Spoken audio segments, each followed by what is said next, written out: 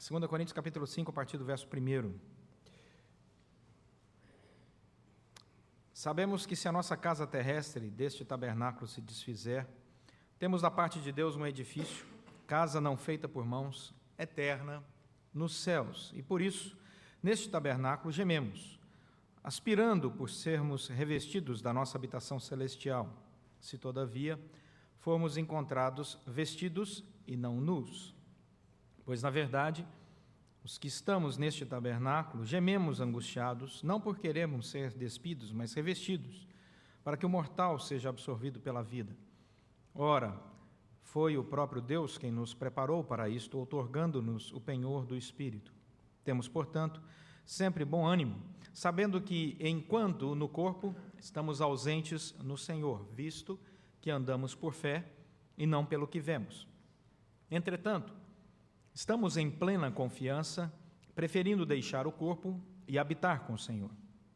É por isso que também nos esforçamos, quer presentes, quer ausentes, para lhe sermos agradáveis, porque importa que todos nós compareçamos perante o tribunal de Cristo, para que cada um receba segundo o bem ou o mal que tiver feito por meio do corpo. Vamos orar.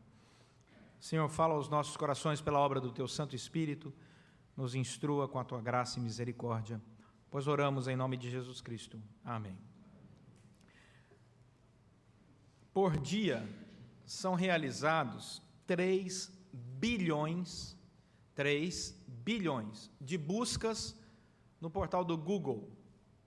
Então, quando você abre lá o Google, aparece lá aquela faixinha para você digitar o que você quer saber, saiba que naquele mesmo dia, 3 bilhões de pessoas fizeram a mesma coisa. Todo dia, 3 bilhões de pessoas. É muita gente, talvez você não ache muito, mas se eu disser para você que eu vou te dar R$1 para cada pessoa que acessar por dia, o que você acha da ideia? Não precisa nem ser em dólar, né? Em real já está bom, né? 3 bilhões por dia. Isso é uma máquina maravilhosa. O que isso significa quando você vê uma estatística dessa? Quando você pensa 3 bilhões de pessoas pesquisando alguma coisa, ou, quem sabe, alguns bilhões pesquisando várias vezes alguma coisa. Significa que as pessoas estão atrás de conhecimento, informação. Nós somos a sociedade da informação.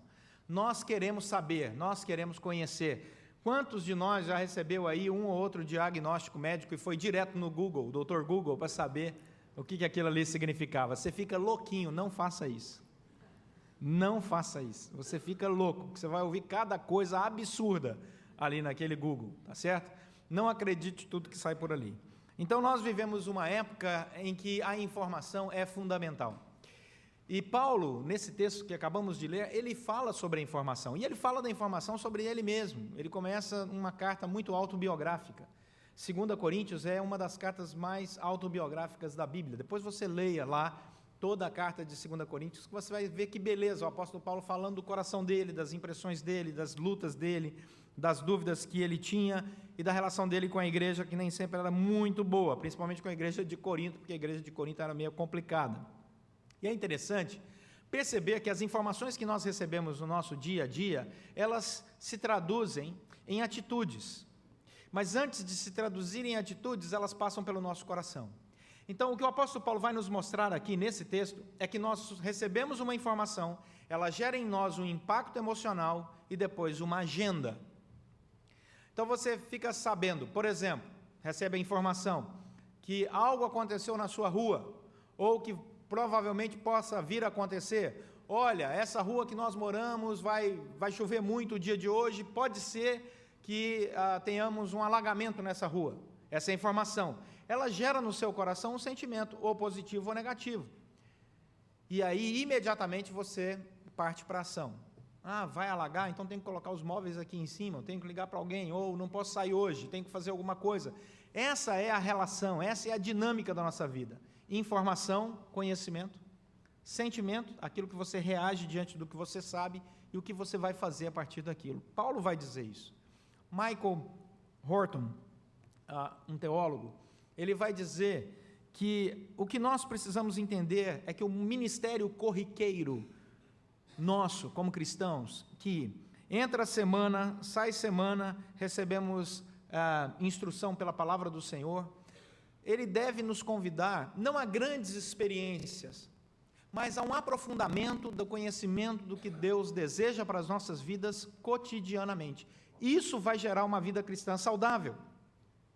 O perigo é muito comum algumas pessoas olharem para o cristianismo desejando uma grande experiência, querendo entrar, por exemplo, domingo após domingo numa igreja e ter um grande encontro. Imagina o apóstolo Paulo, que escreveu esse texto, que teve um grande encontro transformador na estrada de Damasco, desejar todo dia ter o mesmo encontro com o Senhor. Todo dia o Senhor fala: Saulo, Saulo, por que me persegues? O que aconteceria com a vida desse indivíduo? Ia ser frustrante. Ou o apóstolo Pedro, desejar todo dia a presença, né, do vento, do som como o vento, não o vento, mas som como o vento, do Espírito vindo e sendo derramado sobre as pessoas. Se ele quisesse todo dia ter essa experiência, ou quem sabe toda semana, ou quem sabe todo mês, seria uma pessoa extremamente frustrada. O que nós precisamos entender na vida cristã, e o apóstolo Paulo vai deixar isso muito claro, é que nós temos um conhecimento, Deus nos dá um conhecimento. Ele é impactante, recebemos esse conhecimento. E a pergunta é: o que o nosso coração sente quando nós recebemos essa palavra de conhecimento do Senhor? E como as nossas atitudes mudam a partir da influência da palavra e daquele sentimento que a palavra de Deus gerou em nosso coração? Então, essas são as 3 perspectivas da vida cristã que o apóstolo Paulo nos convida a pensar aqui. A primeira delas está do versículo 1 ao versículo 3. O que é que nós sabemos? O apóstolo Paulo começa no versículo 1 dizendo: nós sabemos. Olha o que diz aí, deixa a sua Bíblia aberta e perceba. A primeira palavra do texto é sabemos. A primeira coisa é que está no plural. O apóstolo Paulo diz, ele diz: todos nós aqui sabemos. Ele não diz assim: eu sei, e eu sou o detentor do conhecimento, e agora todo mundo tem que me seguir, porque só eu recebi a bendita revelação, ela está guardada no meu coração, ninguém sabe. Não, ele diz: todos nós temos acesso a esse conhecimento, todos nós sabemos o que eu vou passar a dizer agora. E o que ele diz que é importante para nós também sermos lembrados e saber? Que essa vida aqui é provisória. Versículo 1, 2 e 4. Esse corpo é tabernáculo. Esse tabernáculo, ele passa, ele envelhece, ele estraga. Esse tabernáculo é assim. Eu estava olhando agora mesmo, a gente cantando um hino aí, e aí o data show ali deu uma apagada, todos nós apagamos juntos, vocês viram? Nós estamos movidos agora à bateria, né? O data show apaga, a gente apaga junto. Aí ele volta, a gente volta. Uma sensação interessante essa, né? Então, nós somos assim, essa é a nossa vida. Você já não tem mais a disposição que tinha 10 anos atrás. Não adianta levantar a mão, brigar comigo. É verdade, meu querido. Há 10 anos atrás nós éramos mais ágeis. Não é verdade? Há 20 anos atrás, então, nem se fala. Alguns aqui há 30. Vamos parar essa conta, né? Então, essa vida é provisória. Esse tabernáculo passa. Por que algumas pessoas lutam tanto por uma vida que passa? Por uma vida que passa. Isso me lembrou uma história, que eu nem contei no primeiro culto, mas me lembrou uma história de um sujeito falando assim, mostrando uma casa que ele havia construído para outro, e disse assim: comprei, gastei boa parte do meu dinheiro, trabalhei muito para colocar este pilar aqui de jacarandá. Isso aqui vai durar 200 anos. A pessoa olhou para ele e falou: você está esperando viver tanto? Você está esperando viver tanto? Quer dizer, que expectativa é essa de construir uma coisa assim? A palavra do Senhor vai dizer: esse tabernáculo é provisório, temos que olhar para aquilo que é eterno. O apóstolo Paulo diz: eu sei que essa vida é passageira, mas eu sei muito mais que isso, que existe vida depois dessa vida, existe vida eterna. O apóstolo Paulo diz: eu sei porque Cristo ressuscitou. Ele diz: eu sei porque Cristo ressuscitou, e eu sei que Cristo ressuscitou porque eu vi Cristo ressuscitado. Eu que era o que mais duvidava e até perseguia quem defendia essa afirmação. Eu perseguia quem dizia que Cristo havia ressuscitado, e Cristo ressuscitou e apareceu para mim. Nós sabemos que existe vida eterna. Não é algo ideológico, assim, passageiro, não é um mito espiritual, é uma realidade. Cristo ressuscitou, e Ele garante que todo aquele que nele crê também ressuscitará. Existe vida eterna. Quem conviveu com Cristo teve a oportunidade de ver Moisés, teve a oportunidade de ver Elias, homens que já haviam passado há centenas de anos atrás. Existe vida eterna. Nós sabemos disso, e isso deve gerar em nosso coração um impacto. Essa é a informação mais importante para todo cristão. Essa é a informação mais importante. O apóstolo Paulo vai dizer em 1 Coríntios capítulo 15, do verso 3 ao verso 8, se nós não cremos na ressurreição, é vã a nossa pregação, é vã a nossa fé, é vã aqui a nossa reunião, é vã qualquer coisa que nós intentemos fazer. Mas se Cristo ressuscitou, e de fato ressuscitou dentre os mortos, então a vida para a gente ganha uma perspectiva muito maior. Nós estamos caminhando para a eternidade, onde não haverá mais morte, fome, separação, dúvidas, questionamentos. Nós viveremos na presença do Senhor. E essa agenda secular que nós estamos vivendo aí do século XXI não pode apagar do cristão essa perspectiva daquilo que nós sabemos, daquilo que nós cremos. E nós vivemos uma época com muita sagacidade, a intenção de tirar de nós esta maravilhosa expectativa espiritual, de fé que Deus colocou no nosso coração. O que temos que fazer é plantar para colher lá na eternidade. O que temos que fazer é plantar para viver essa realidade na presença do Senhor.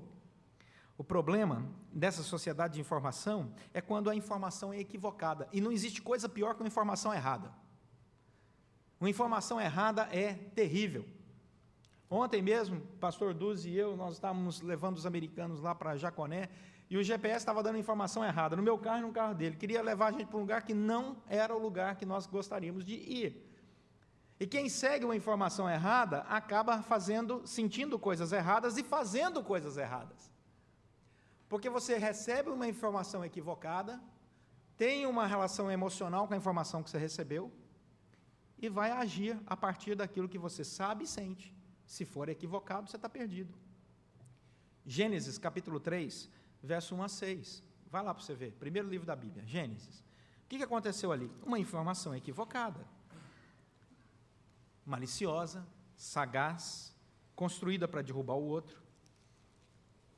Gênesis 3, de 1 a 6. Fala sobre a queda. A serpente, mais sagaz que todos os animais selváticos que o Senhor Deus tinha feito, disse à mulher: é assim que Deus disse. Essa é a primeira fofoca da história da humanidade, viu, gente?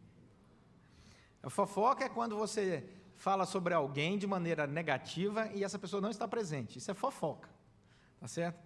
E aí a serpente coloca Deus na história e começa a deturpar as palavras como se Deus tivesse dito outra coisa, e isso é fofoca, nasceu aqui. Graças a Deus que ninguém aqui tem esse problema, aleluia, vamos adiante, né? Então, é assim que Deus disse: não comereis de toda a árvore do jardim? O que vocês percebem nessa explicação, nessa pergunta, nessa informação? Equívoco, mentira. Olha a pergunta: não comereis de toda a árvore do jardim? Observe que a intenção é construir um raciocínio que conduz a pessoa a um equívoco. Mas Eva corrige. Eva diz assim: não, o Senhor disse que de toda árvore a gente pode comer, menos da árvore do conhecimento do bem e do mal. Espera aí, vamos corrigir a informação. Mas aí, a intenção da serpente, que é sagaz, e a palavra sagaz no hebraico é harum, que é uma palavra que significa a perspicácia na gestão dos assuntos para colher informações e conduzir a pessoa ao equívoco. A intenção é essa, é deliberada, sagacidade é isso.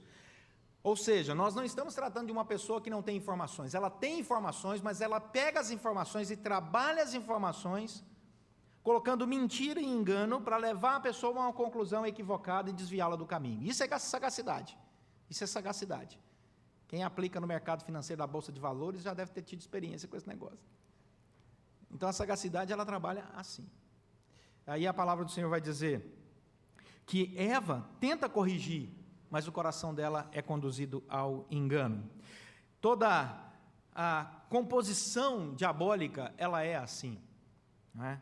O diabo, ele trabalha gerando uma informação errada para trazer ao seu coração emoções com que ele vai jogar com essas emoções e brincar com seus desejos. É isso que o diabo faz.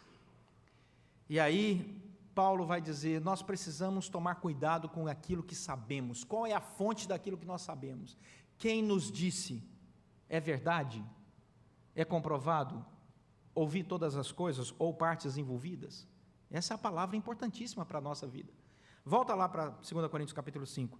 Então, Satanás armou essa cilada, e continua fazendo o tempo todo. E Paulo vai dizer lá em 2 Coríntios capítulo 5, que nós precisamos ficar atentos para não receber essas informações equivocadas.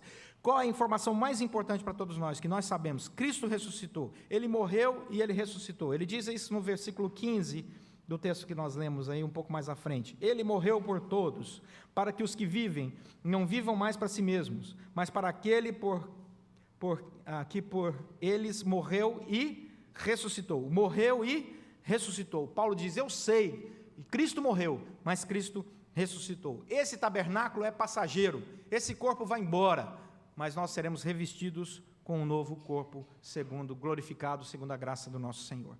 E isso, então, gera no nosso coração, essa informação, um sentir. Eu ouço essa informação e ela impacta o meu coração. João Calvino vai dizer que quando a gente olha para o versículo 3, percebemos a tristeza do ímpio. Olha o que diz o versículo 3. Todavia, se formos encontrados vestidos e não nus. Aqueles que pegam a informação da ressurreição de Cristo Jesus e não acreditam nessa informação, eles acabam se tornando pessoas nuas na presença do Senhor. O que isso significa? Gente que não foi revestida da graça de Deus e que não tem nada para oferecer ao Senhor, vai chegar diante do Senhor sem nada para oferecer. Essa é a opinião de João Calvino. O ímpio, ele vai chegar manifestando através da sua nudez a sua miséria espiritual. Ele não produziu fruto nenhum, ele não fez nada de bom na sua história, ele passou a história da sua vida sem produzir nada bom, sequer mesmo ter experiência de fé com o Senhor. Sabe por quê? Porque ele recebeu uma informação equivocada. Ele aceitou a informação equivocada, ele construiu a sua agenda sobre essa informação equivocada. Qual era a informação equivocada? Que Jesus Cristo não era Deus, que Jesus Cristo não morreu e ressuscitou por nós, e aí ele construiu a sua agenda assim. Daí, diante daquilo que nós sabemos, versículo 4 ao versículo 8, nós precisamos perceber o que gera no nosso coração. Qual é a reação? Versículo 4 ao versículo 8, vai falar sobre os nossos sentimentos, porque o cristão, ele sente. Nós sentimos, mesmo igreja presbiteriana, né? Nós somos chamados no meio evangélico de sorveteriano, né? Esse é sorveteriano, tem nada não, chama do que quiser, a igreja não nos pertence, pertence ao Espírito Santo. Versículo 4 ao versículo 8, os sentimentos que geram no nosso coração, eu recebi essa informação, e aí? Versículo 4, pois na verdade, os que estamos nesse tabernáculo, gememos angustiados. Gente, é normal você ficar angustiado e gemer. O cristão passa por sentimentos, às vezes de alegria, às vezes de tristeza. Ser cristão é assim, faz parte. E o texto vai dizer, gememos com o quê? Porque nós não queremos ser o quê? Despidos. Ninguém quer morrer. Mesmo cristão. Eu sei que Cristo me aguarda, eu sei que eu vou ressuscitar em Cristo Jesus, eu sei que eu vou para o céu. Quer morrer? Não. É ou não é verdade? Não quer morrer não. Por quê? Porque isso é natural. Isso é natural. O que é natural no nosso coração é não desejar a morte, porque Deus nos criou assim. Deus não nos criou para morrer, desejar a morte. Isso não é divino. Deus nos criou para viver em comunhão. A morte vem porque nós optamos por separar de Deus através do pecado. Ela é uma anomalia na nossa história, ela não é um projeto. O projeto de Deus é outro. O pecado veio para atrapalhar essa história da nossa relação com Deus. Então nós gememos angustiados.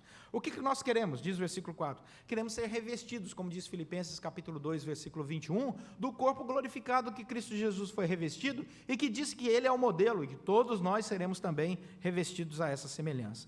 Agora, nós sentimos, olha o que diz o versículo 5, também aquilo que o Espírito Santo nos outorgou como penhor do Espírito. Versículo 5. O que isso significa? Quando nós recebemos a informação e o nosso coração reage à informação recebida do Evangelho, ele só vai reagir proativamente se o Espírito Santo tocar. Se nós não tivermos o toque gracioso do Espírito Santo, o pastor pode berrar, perder a voz, né? O seu professor de escola dominical pode falar, seus amigos, seus familiares. Se o Espírito Santo não tocar seu coração, meu querido, você vai entrar, a palavra vai entrar por aqui e sair por ali. Porque o convencimento é obra do Espírito Santo. É o selo do Espírito Santo. É a ação do Espírito Santo. Então, quando nós reagimos positivamente àquilo que conhecemos da palavra do Senhor, da obra de Jesus Cristo, Quando nós reagimos positivamente, é porque o Espírito Santo tocou o nosso coração com graça. E aí a gente recebe aquilo que o Francis Schaeffer falava, né, do clique do Evangelho.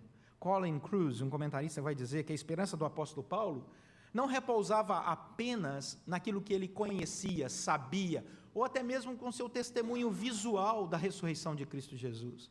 Colin Kruse vai dizer, o que tocou o coração do apóstolo Paulo foi a obra do Espírito Santo. A hora que o Espírito Santo toca o nosso coração, não adianta. As pessoas podem falar o que for. Quantos cristãos já morreram por causa do Evangelho e continuam morrendo, sem negar a sua fé? Porque o Espírito Santo convence o cristão que ele é cristão. E nada vai tirar essa convicção do seu coração. Isso é bênção, isso é graça. Versículos 6 ao 8. Qual o resultado sentimentalmente daquilo que nós entendemos, porque o Espírito Santo agora abriu o nosso coração em entendimento, podemos contemplar e entender a palavra e o projeto de Deus. Eu sei que tem vida eterna, eu sei que Jesus Cristo ressuscitou, mais de 500 pessoas viram a Cristo Jesus ressuscitado. Essa mensagem do cristianismo não para de crescer, ela vai sendo esparramada pela história da igreja o tempo todo, isso é bênção. Qual é a minha reação? Às vezes eu olho para a morte e falo, eu não desejo a morte não, mas eu sei que se morrer eu vou para Cristo. Isso é natural, temos problemas aqui, mas do versículo 6 ao versículo 8 vai dizer que o cristão tem que ter no seu coração o sentimento de ânimo. Olha aí o versículo 6. Temos, portanto, sempre o quê? O que nós temos, irmãos? Está quase lá. O que nós temos? Agora chegou. Aleluia. Isso para o presbiteriano é quase pentecostalismo, viu, irmãos? Está chegando lá, né? O pastor perguntou e nós podemos responder. Isso é um milagre, né, na igreja. Bom ânimo. Eu sei que o mundo está aí, temos lutas espirituais, eu sei que tem um monte de problema. Eu sei que meu corpo já não é mais aquele e tal, de vez em quando aparece uma dorzinha aqui, vamos mudar de assunto, vamos adiante, mas tenha bom ânimo, porque nada vai nos barrar, nada pode nos impedir, nós estamos na comunhão com o Senhor, pela graça de Deus, sustentado pelo Espírito Santo dele, nem morte, nem vida pode nos impedir no caminho da comunhão com o Senhor. Isso tem que gerar no nosso coração ânimo. Eu sei quem está comigo, eu sei quem guia os meus passos, eu sei quem cuida da minha casa, eu sei quem me protege, o Senhor, Ele gera em meu coração a palavra grega tahel, confiança, certeza. Agora olha o que diz o versículo 8, não é uma confiança qualquer, é uma confiança plena. Confiança plena, percebam aí no versículo 8, confiança plena. Eu sei em quem tenho crido, e sei que Ele é fiel para guardar o meu depósito até aquele dia, eu sei. Então a minha fé, a minha segurança, a minha certeza não está naquilo que eu faço, em quem eu sou, mas em quem Deus é e aquilo que Deus faz. Por isso eu tenho essa informação e eu sinto essa confiança. Última coisa, ouvi um aleluia, estou com fome. Versículo 9. Tá bom, então eu sei e eu sinto. Agora eu tenho que fazer. E diz o versículo 9 que o cristão tem que ter na sua agenda esforço. E por isso, conclusão, também nos esforçamos. Quer presentes, quer ausentes. Nós ajudamos pessoas presentes ou ausentes. Nós estamos juntos, sentimos, amamos, quer presentes, quer ausentes. Sabe por quê? Para que tenhamos bom nome? Não, para sermos, olha o que diz o versículo 9, agradáveis a Deus. A minha agenda, eu entendi o que Deus fez, eu agora sei, recebi uma boa informação, a informação correta. Eu sinto o toque do Espírito Santo, agora eu tenho que sair com uma agenda que sirva ao Senhor. Uma agenda mudada. Uma agenda que começa com o meu pensar agrada a Deus, o meu falar agrada a Deus, o meu abraçar agrada a Deus, o meu agir agrada a Deus. Isso é cristianismo integral. Nos esforçamos, diz o texto, para realizar isso. Olha Romanos capítulo 15, verso 20. Romanos capítulo 15, verso 20. Ao falar sobre esse esforço, o apóstolo Paulo diz assim, Romanos 15, 20. O texto é muito rico, ele começa no versículo 18, falando sobre aquilo que Paulo sabe, né? Não ousarei discorrer sobre coisa alguma, senão sobre aquelas que Cristo fez por meu intermédio para conduzir os gentios à obediência por palavra e não por obras, por palavra e não por obras. Paulo era presbiteriano. por palavra, por força de sinais e prodígios, pelo poder do Espírito Santo, aí essa parte já é mais pentecostal, de maneira que desde Jerusalém, circunvizinhanças até o Ilírico, tendo divulgado o Evangelho de Cristo, voltou a ser presbiteriano, batista, metodista. Entrou no versículo 20, e aí ele diz o quê? Esforçando-me para o quê? Deste modo, por pregar o Evangelho. O esforço cristão, volta lá para 2 Coríntios capítulo 5, o esforço cristão é de pregar o Evangelho, é de fazer Cristo conhecido. Eu sou honesto, para que as pessoas quando perguntarem, por que você é honesto? Eu vou dizer, porque Cristo tocou meu coração e mudou minha ética. Por que você está ajudando o próximo? Porque Cristo disse que eu tenho que amar o próximo como a mim mesmo, e eu me importo com ele. Por que você faz o que você faz? Por que você vive como vive? A informação está aí, sendo questionada, você tem que mostrar que o seu coração está naquilo, faz por amor, faz porque Deus está enchendo o seu coração de a plena certeza da ação do Espírito Santo, mas faz acima de tudo, para que tudo seja agradável a Deus. Versículo 10, Paulo conclui, nunca se esqueçam, o que eu recebo como informação, o que eu sinto ao ouvir essa informação e o que eu faço, tem como alvo final a convicção do versículo 10, porque importa, isso é importante, que todos nós compareçamos perante o tribunal de Cristo, para que cada um receba segundo o bem ou o mal que tiver feito por meio do corpo.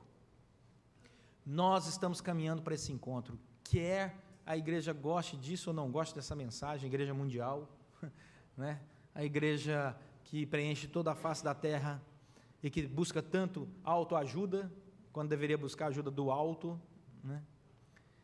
A igreja precisa resgatar o ensino de que nós estamos caminhando para o grande encontro com o Senhor, o grande julgamento.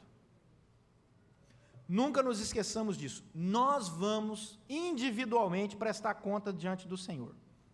Entendeu bem? Entendeu, né? Pois é. Vamos estar diante do tribunal do Senhor. E aí? Que agenda nós vamos apresentar para o Senhor das nossas vidas? Aquilo que recebemos como informação, aquilo que sentimos e aquilo que produzimos, vai glorificar o Senhor? Estaremos diante do Senhor com as mãos cheias de frutos? O que temos buscado como informação? Quando abrimos o Google lá, o que temos buscado como informação espiritual para as nossas vidas, para a nossa dinâmica, para o nosso dia a dia? O que temos buscado? Glorifica o Senhor? Eu disse que vou contratar uma empresa de publicidade, que toda vez que você abrir o Google, vai aparecer os pastores da igreja olhando assim,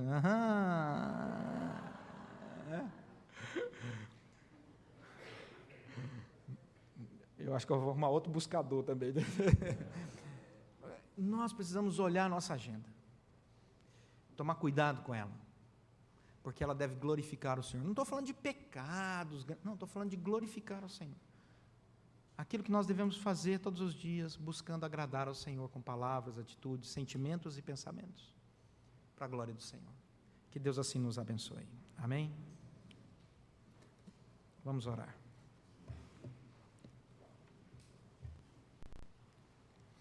Senhor, nosso Deus e Pai, muito obrigado pela Tua graça, misericórdia. Muito obrigado porque Cristo morreu em nosso lugar e ressuscitou e nos garante vida e vida eterna. Ajuda-nos, Senhor, na nossa caminhada. Somos fracos, frágeis, nossos sentimentos vão e vêm, mas sustenta-nos com a Tua boa graça para que tenhamos bom ânimo, confiança e uma caminhada segura, alegre, que produza frutos para a glória do Senhor. Nós pedimos a Tua bênção sobre todos nós, cada família aqui representada, em nome de Jesus Cristo, nosso Senhor e Salvador.